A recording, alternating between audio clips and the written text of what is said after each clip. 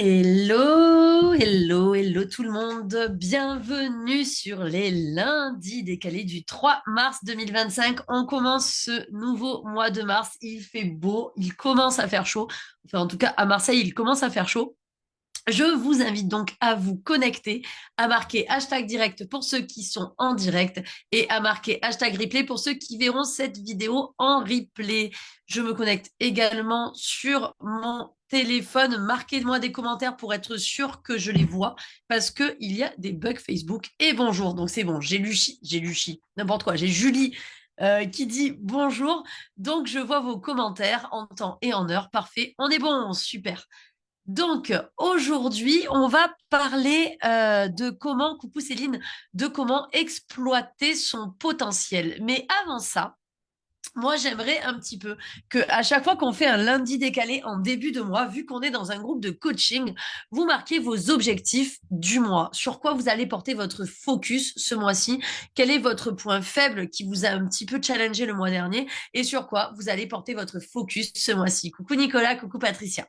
Donc, par exemple, moi, mon objectif du mois ce mois-ci va être sur le plan perso de perdre 3 kilos. Oui, ben, on a un petit peu abusé pendant les fêtes et sur le plan pro, de pouvoir harmoniser l'organisation pro-perso et pouvoir améliorer la délivrabilité du programme que l'on propose. Donc, Patrick, par exemple, je te dis bonjour parce que je vois que tu es en direct. Marque-moi tes objectifs du mois. Je veux pas les objectifs de l'année, je veux les objectifs du mois, par exemple. Alors, je vous laisse écrire ça en commentaire, ce qui va m'amener d'ailleurs au thème de ce lundi décalé, qui était la formule magique pour apprendre à exploiter ton haut potentiel. Alors, en vrai, pas français comme expression, mais c'est pas grave. En vérité, c'est une formule magique qui permet d'exploiter le potentiel, qu'il soit haut ou qu'il ne soit pas haut. Mais nous, souvent, on a du mal à l'exploiter parce que on se laisse avoir par certaines interférences qui nous empêchent vraiment d'être efficaces. Bonjour Grégory, j'espère que tu vas bien. Donc, on va apprendre à être efficace et on va apprendre à améliorer cette efficacité grâce à la formule magique. Donc, dites-moi un petit peu là dans les commentaires, je vois qu'il y a Grégory qui commente, Patricia, Patrick, Nicolas, c'est quoi vos objectifs du mois de mars? Patrick, réussir à tenir ton budget tout le mois. Super. Donc, quand vous avez des objectifs comme ça, par exemple, réussir à tenir mon budget tout le mois, ce qui est super important. Donc là, tu as l'objectif final. La phrase d'après doit être le comment tu vas procéder. Donc tu marques ton objectif en haut d'une feuille et tu dis comment tu vas procéder. Par exemple, ne pas dépasser tant de budget par semaine ou arriver à mettre X euros de côté par semaine. Alors toi, tu n'es pas en euros, tu es en francs suisses, mais Patrick, c'est le même principe. Perte de poids, Nicolas, renforcement musculaire. OK, sur le plan pro, écrire et tourner le point avril et préparer la venue de ma stagiaire en avril. Félicitations pour que tu aies une stagiaire, Nicolas. Je te vois grandir dans ton entreprise. C'est top. Coucou, Alexandre. Donc, on va parler de cette fameuse formule pour exploiter son potentiel. Attention, effet spécial, je vais partager un tableau blanc. Alors, je n'ai pas encore de tablette reliée avec un stylet, donc si vous voulez, ben, je vais écrire à la souris et ça va être moche. Mais on s'en fout. On s'en fout, donc attends, partager un tableau blanc, il est là. Tableau blanc, nouveau tableau blanc. Je vais le mettre en mode partage d'écran. Partagez votre écran. Alors, est-ce que vous voyez le tableau blanc ou pas? Est-ce que ça partage avec vous? J'attends juste parce qu'il y a un temps de décalage entre ce que je fais et ce qui est vu. Est-ce que quelqu'un voit le tableau blanc? Alors, si ça apparaît pas, si ça apparaît, super. C'est bon. Oui, oui pour Heidi. Super. Donc, on va écrire. On va écrire. Nous, ce qu'on veut, c'est exploiter. Oui, je sais, c'est moche. En plus, c'est galère. Je veux exploiter mon potentiel. Exploiter potentiel. Ouais, je vais pas écrire des phrases entières parce qu'on va vraiment galérer. Si vous voulez me faire un cadeau pour mon anniversaire qui est le 28 août, vous m'offrez une tablette que je pourrai avec un stylet. Je plaisante, hein. Donc, exploiter le potentiel. Comment on fait pour exploiter le potentiel? Le problème, c'est qu'on sait qu'on a un potentiel, on sait qu'on a des capacités, on sait qu'on est capable de faire des choses, mais malheureusement, on s'automet des bâtons dans les roues. D'ailleurs, c'est ce qu'on appelle les stratégies de sabotage. Si vous voulez savoir quelles sont-elles, je vous invite à écrire stratégie de sabotage dans la loupe du groupe et vous aurez tout un live sur les stratégies de sabotage. Pour exploiter le potentiel, il faut déjà savoir qu'est-ce que le potentiel. Le potentiel, c'est ce que tu es, et on va le marquer en texte parce que ça sera mieux. Le potentiel, c'est ta capacité à. OK? Le potentiel, c'est ta capacité à. OK? Sauf que cette capacité à, et la plupart du temps, et notamment chez les hauts potentiels, mal exploitée, voire pas exploitée du tout, voire complètement bridée, même dénigrée. Pourquoi? Parce que déjà, vous absorbez les limites des autres personnes qui vont vous dire non mais ça c'est impossible à faire, sauf que pour un haut potentiel ben, c'est peut-être plus simple à mettre en place que le normopensant ou le neurotypique. Par exemple, moi, si je reprends mon exemple, quand je travaillais aux urgences, je pouvais m'occuper de plus de patients en 1 heure parce que ben, j'avais cette hyperactivité et cette tachypsyché, cette façon de réfléchir très très vite qui me permettait de faire plus de choses que quelqu'un qui était neurotypique. D'accord? Donc, l'exploiter son potentiel, le potentiel, c'est ta capacité à. Et souvent, en fait, quand vous vous faites chier, quand vous ne vous sentez pas à votre place, quand vous avez l'impression de stagner, c'est que vous n'exploitez pas votre potentiel. C'est un petit peu l'expression je voudrais bien, mais je peux point. Alors, je ne sais pas faire l'accent de la chanson, je voudrais bien, mais je peux point. Mais le truc, c'est que, en fait, vous savez que vous en avez sous la pédale, mais vous n'avez pas les capacités à appuyer sur cette putain de pédale. Et oui, je mets un putain dedans parce que c'est assez énervant de savoir qu'on en a sous la pédale, mais qu'on n'arrive pas à exploiter ce potentiel. Comment on fait pour exploiter le potentiel? Je reprends mon magnifique stylo pour vous donner cette formule magique. En fait, la formule magique, c'est la formule de la performance. D'accord?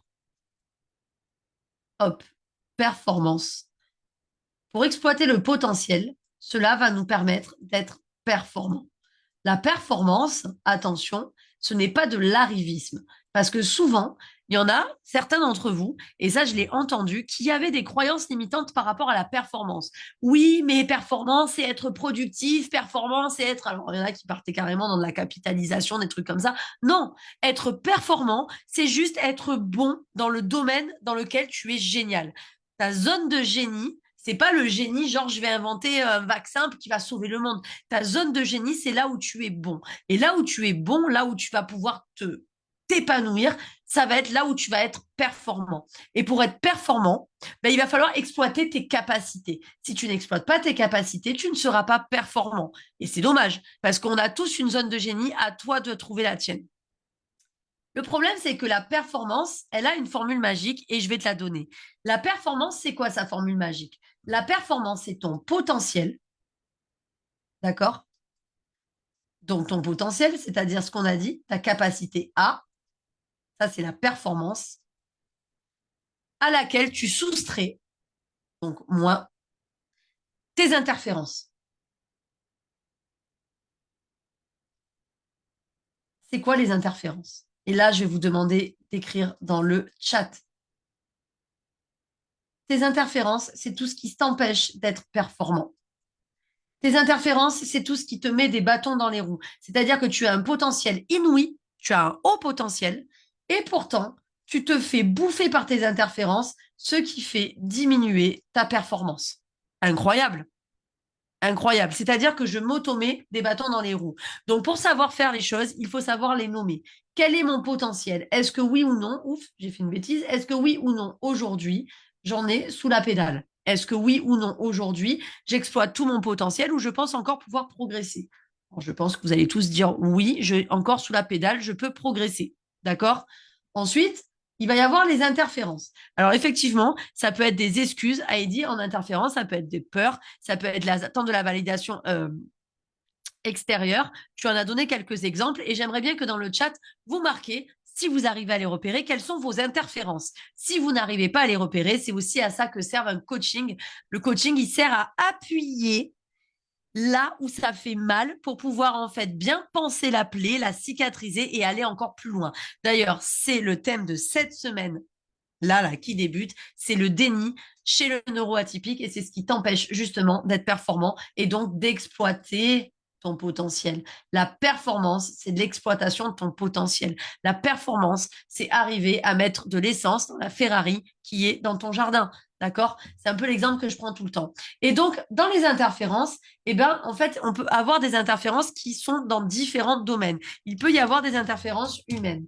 L'interférence humaine, ça peut être des relations toxiques. Moi, je connais des gens qui stagnent, voire qui reculent parce qu'ils s'acharnent à rester en couple avec des gens qui les détruisent.